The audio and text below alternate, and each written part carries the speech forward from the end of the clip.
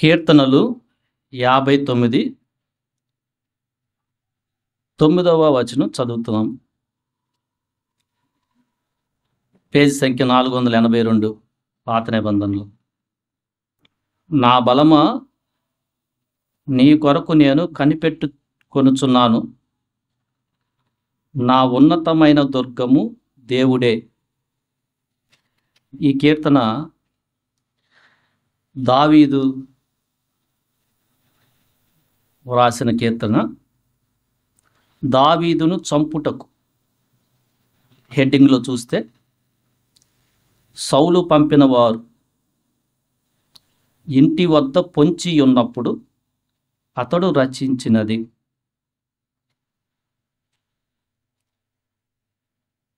దావీదు తన శత్రువు తనని తరుముచూ ఉన్నప్పుడు దేవుణ్ణి ఎలా స్తుతిస్తున్నాడంటే, నాకు ఉన్నతమైన దుర్గము, నా బలము. ఉన్నతమైన దుర్గము, ఇంగ్లీష్లో హై టవర్ అని రాయబడింది. హై టవర్ అంటే చాలా ఎత్తుగా ఉండే ఒక కోట. ఈ భాష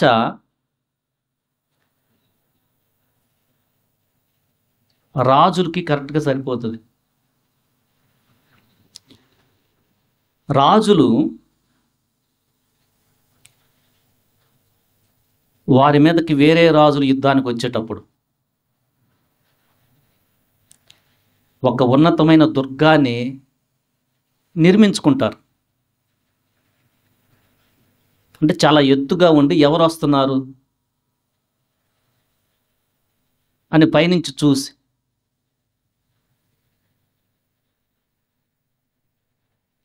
వాళ్ళలో ఉన్న సైన్యానికి ఒక సిగ్నల్స్ ఇచ్చుకొని మాట్లాడుకుంటూ శత్రువుని ఎలా తరిమి కొట్టాలో ఒక దుర్గాన్ని ఏర్పరచుకుంటారు. దావీదు చెప్తున్నాడు, నాకు ఉన్నతమైన దుర్గము దేవుడే. ఎందుకంటే నేను బయటికి వెళ్తే, ఈ కీర్తనలో 6వ వచనంలో చూస్తే 2వ భాగంలో, కుక్క వలె మొరుగుచు పట్టణము చుట్టూ తిరుగుతురు.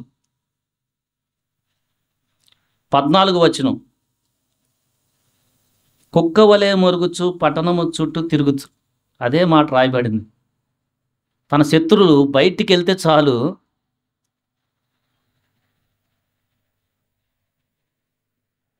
తనను చంపేస్తామన్నట్టున్నారు. ఇప్పుడు మన ఇంటి దగ్గర మామూలు కుక్కలు కొత్తాలు వస్తే ముందు ఎగబడతా ఉంటాయి కదా, అలా ఉన్నారు శత్రువులు. ఆ పరిస్థితిలో చెప్తున్నాడు, దేవుడు నాకు ఉన్నత దుర్గం అంటున్నాడు. మనము ఆరాధించే నమ్మిన దేవుడు తనను నమ్మిన వారికి ఉన్నత దుర్గమైన దేవుడు. ఆ ఉన్నత దుర్గాన్ని ఆశ్రయిస్తే మనకి సురక్షితంగా ఉంటాం.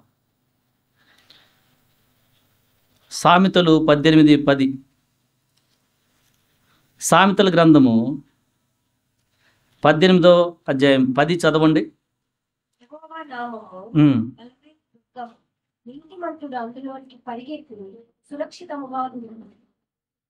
ఇప్పుడు మనకి దేవునిలో ఏం దొరుకుతుందంటే సురక్షితం, అంటే క్షేమం. ఎవరికి దొరుకుతుందంటే ఆ దుర్గంలోకి పరిగెత్తే వాళ్ళకి. అంటే భక్తుని జీవితంలో ఆపద, బాధ, శ్రమ, హింస, శోధన ఇలాంటివి వచ్చినప్పుడు నీతిమంతుడు ఏం చేస్తాడంటే, యెహోవా నామము బలమైన దుర్గం, నడిచి కాదు వెళ్ళేది, ఫాస్ట్గా ఇంకేం ఆలోచన చేయకుండా ఆయన దగ్గరికి వెళ్ళటమే, పరుగెత్తి. మనకి క్షేమం వస్తుంది, సురక్షితం వస్తుంది. మనకి ఆయన ఆశ్రయ దుర్గము. దేనికి ఆశ్రయ దుర్గం అంటే, దావీదుకైతే శత్రువుల నుంచి, పగవారి చేతిలో నుంచి తను రక్షింపబడటానికి ఆశ్రయ దుర్గం ఆయన దేవుడు దావీదుకి.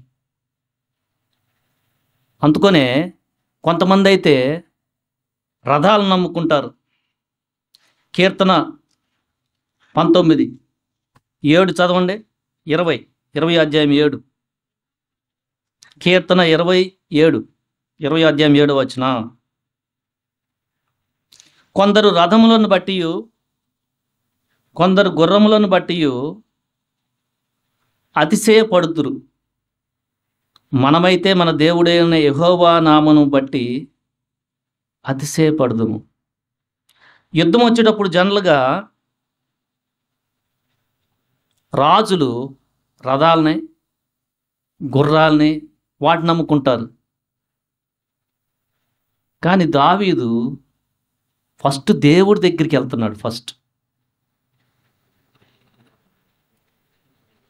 ఆ కాలంలో ఉన్న అప్పటి రాజులైతే ఎన్ని రథాలు ఉన్నాయి, అవి మనల్ని గెలిపిస్తాయి అని వాడి దగ్గర పరిగెత్తేవాళ్ళు. కానీ దావీదు చెప్తున్నాడు, నేను ఫస్ట్ యెహోవా దగ్గరికి వెళ్తాను, ఆయన తప్ప నాకు ఆశ్రయ దుర్గం ఏది అని అడుగుతున్నాడు. కీర్తనలు 18 అధ్యాయం 31 చదవండి. యెహోవా తప్ప దేవుడేడి, మన దేవుడు తప్ప ఆశ్రయ దుర్గం ఏది? అదే ఆయన ఎక్స్పీరియన్స్. దావీదు దేవుణ్ణి ఆశ్రయించటం వలన సౌలు నుంచి తప్పించబడ్డాడు. సౌలు అంటే ఒక సౌలే కాదు, తను పంపే సైనికులు ఎంతోమంది నుంచి తప్పించబడ్డాడు. అందుకని దావీదు చెప్తున్నాడు, దేవుడే నాకు ఉన్నత దుర్గము. రక్షించబడిన మనకి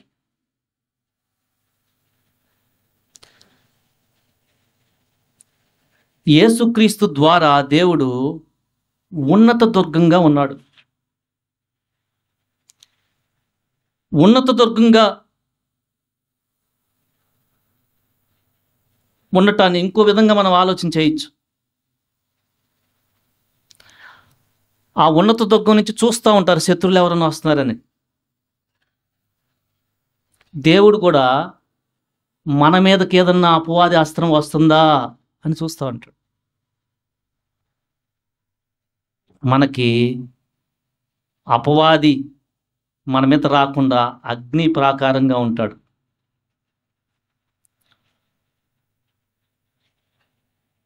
అడ్డేస్తుంటాడు. రక్షించబడిన మన జీవితంలో చాలా అపాయాలు ఉన్నాయి, చాలా అపాయం. రక్షణలో ఉన్నవారికి 2 రకాల అపాయాలు ఉన్నాయి. లోకంలో అపాయం ఉంది, అపవాది ఆత్మీయ సంబంధమైన అపవాది ఆత్మీయంగా మనల్ని బలహీనపరిచే ఆ యొక్క ఇబ్బందులు కూడా ఉన్నాయి. వీటి అన్నిట్లో కూడా మన ప్రభు యేసుక్రీస్తు మనకి ఉన్నత దుర్గంగా ఉంటున్నాడు.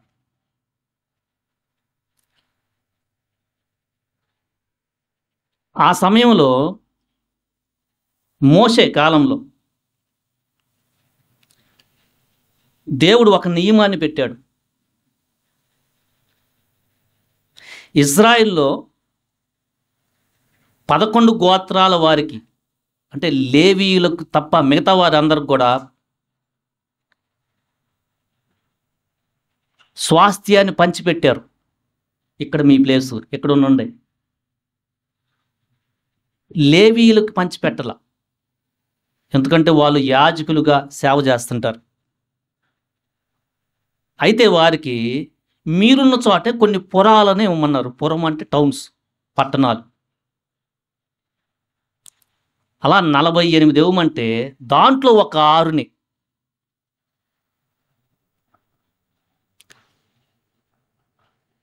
48లో 6ని ఆశ్రయపురాలుగా ఉంచండి అని చెప్పాడు. ఆశ్రయపురాలు ఏంటి? ఆశ్రయపురాలు అంటే మీ 11 మంది ఉన్న ఇజ్రాయెల్లో ఎవరైనా పొరపాటును ఇంకొకరిని చంపాడు అనుకో, దాంట్లో పారిపోవచ్చు. వెంటనే వాడు, ఎందుకంటే ఇక్కడున్నాడా, ఎవడైతే వాడి చేత చంపబడ్డాడు వాడు చంపించు వాడిని. కానీ మీకు ఒకటి ఇస్తున్నాను, మీరు న్యాయం విచారించేదాకా ఈ ఆశ్రయపురాల్లోకి వెళ్ళి మీరు ఆ నరహంతకుడు దాక్కోవచ్చు అన్నాడు. అంటే వెంటనే చంపిన వాని మీదకి ఆ యొక్క ఉగ్రత రాకుండా దేవుడు ఆశ్రయపురాలు అనే వాటిని ఏర్పరిచాడు అప్పట్లో. వాళ్ళకు ఒక మాట కూడా చెప్తున్నారు, మీరు దాంట్లో దాక్కున్న తర్వాత ప్రధాన యాజకుడు చనిపోయేదాకా మీరు బయటికి రాకూడదని చెప్పాడు. సంఖ్యాకాండం 35 అధ్యాయం. మీరు అలా చేసిన వాళ్ళు ఎలా పడితే బయటకు వచ్చారు, చంపేస్తారు.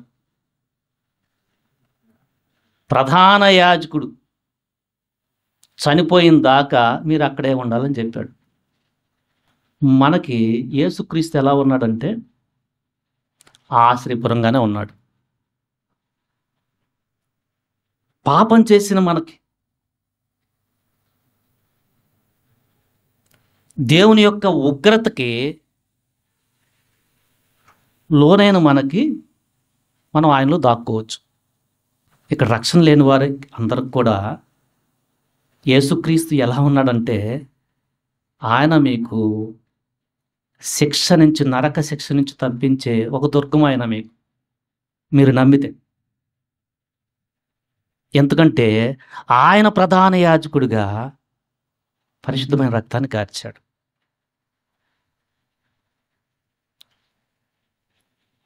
రక్షణ పొందిన మనకి ఆయన సదాకాలం మనతో ఉంటూ మన ప్రతి అక్రత తీర్చే దుర్గంగా ఉన్నాడు. అది అనారోగ్యమైన అవ్వచ్చు. ఫిలిప్పీలకు రాసిన పత్రిక 4:19లో క్రీస్తు యేసులో ప్రతి అవసరత ఏదైనా అవ్వచ్చు. ఎందుకంటే మన బలహీనత మన ప్రభువుకి తెలుసు. మన అవసరం, ఈ లోకంలో ఉన్న ప్రతి అవసరం కూడా మన ప్రభువుకి తెలుసు. ఎందుకంటే ఆయన శరీరధారుడుగా, మానవుడిగా జీవించి ఆ బలహీనతలో వెళ్ళాడు. మనల్ని అర్థం చేసుకుంటాడు. సో మనకి ఏ ఆపద వచ్చినా ఆయన దగ్గరికి వెళ్ళొచ్చు.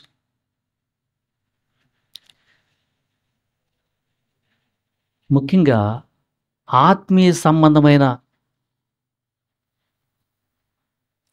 చెదిరిపోయే పరిస్థితులు వస్తాయి, రావచ్చు. సాతాను మిమ్మల్ని గోధుమ వలె అలా జల్లెడ పట్టాలని చూశాడు, కానీ పేతురు, నేను మీకోసం వేడుకున్నాను, అందుకొని మీరు నిల్చున్నారన్నాడు. సో మన జీవితంలో కూడా అపవాది మనకి ఈ జీవితంలో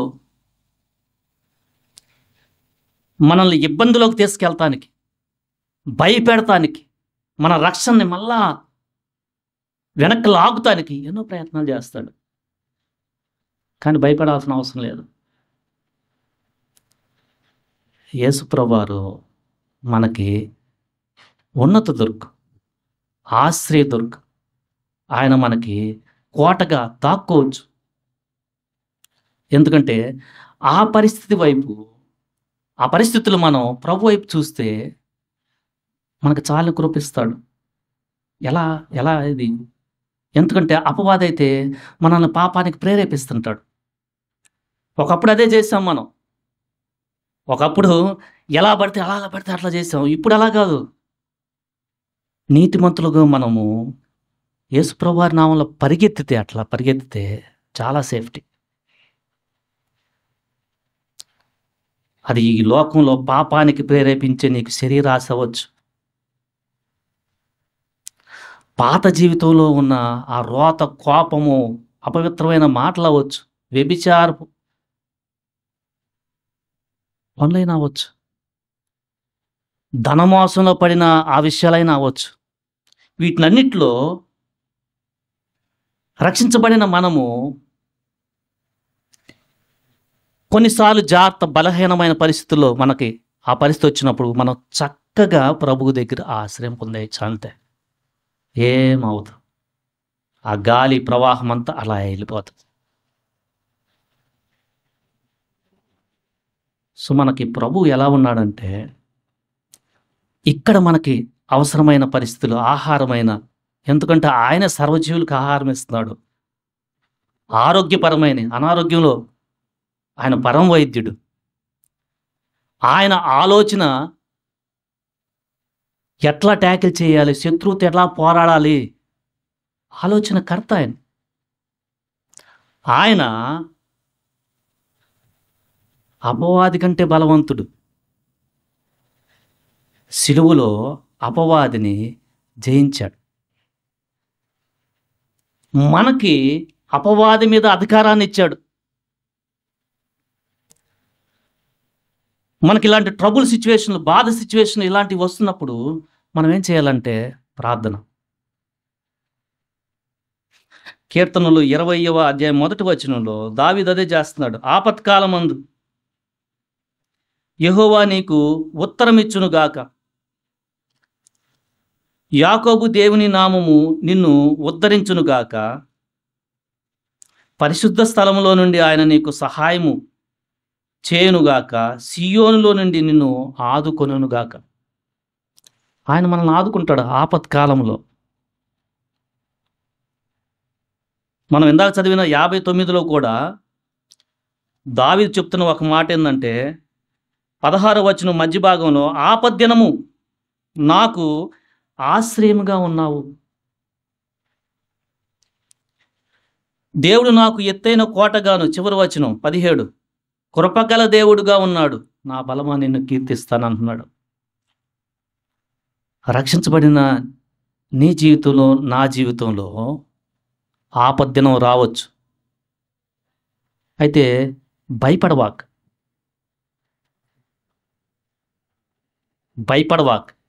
ఎందుకంటే నువ్వు అలా చూస్తూ ఉంటే ఆపద్దినం పారిపోతుంది. నమ్మకం మాత్రం ఉంచు. అంతకుముందు ఎలా పడితే అట్లా పరిగెత్తినట్టు ఆ ఆలోచన ప్రకారం ఈ ఆలోచన ఏం చేయాలబ్బా, ఏం చేయలేదు, అలా పరిగెత్తుగా ముందు ప్రార్థన కనిపెట్టి ఏం చేయాలి. గొప్ప ఆదరణ ఇస్తాడు ప్రభు లోపల. ఆయన ఆదరణకర్త. మనకి ప్రభు ఎలా ఉన్నాడంటే ఉన్నత దుర్గంగా ఉన్నాడు. ఈరోజు నీ జీవితంలో, రక్షించబడిన నీ జీవితంలో అలాంటి అనుభవాన్ని కలిగి ఉన్నావా? నువ్వు మంచివాడిగా ఉన్నా పక్కన వాళ్ళు నీ మీద లేనిపోయిన మాటలేస్తూ ఉంటాయి. దావీదు బాగానే ఉన్నాడు.